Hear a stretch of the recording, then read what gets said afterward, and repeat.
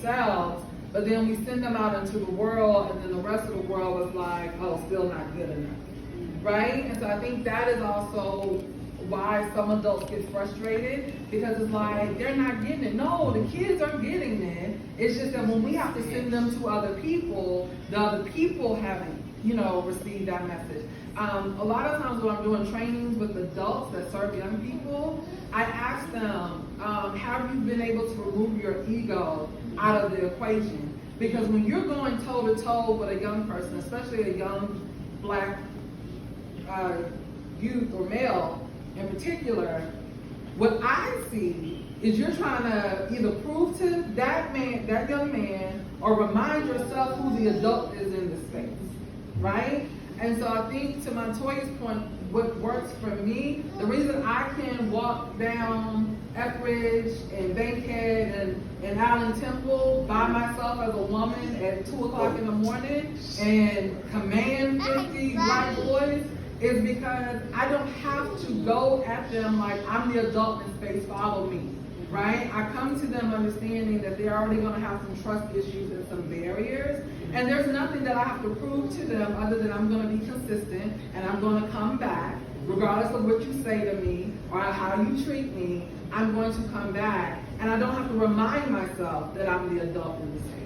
And a lot of times we are having this tug of war with children, because we're trying to remind ourselves, right, not to let this child get the upper hand, and now we're the ones acting childish when they're acting exactly how they should at 15, 16, trying to mature and figure out how to respond to things that don't feel good. Now, that's dope. We're going to do one more, because we'll go to another one.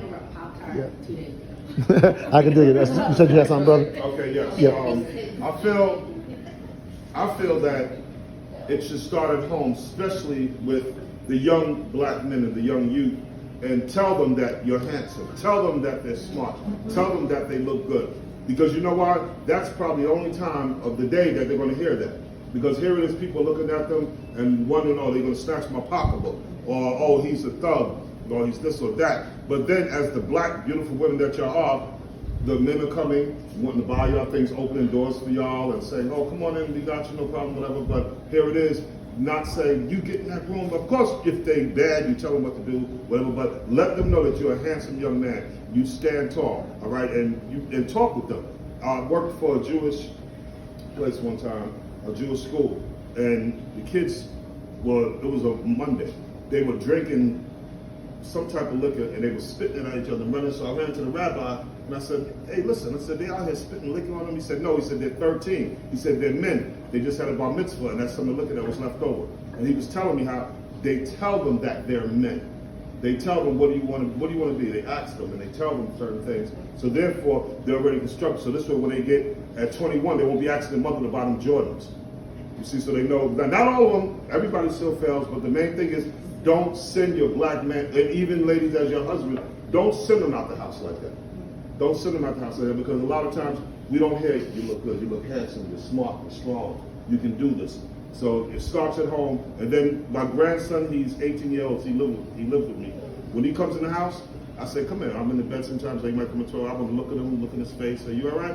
I make sure, check those eyes, everything. Never had any problems with him, but spend a little more time with them and let them know that you are somebody. And then start from home. I love it.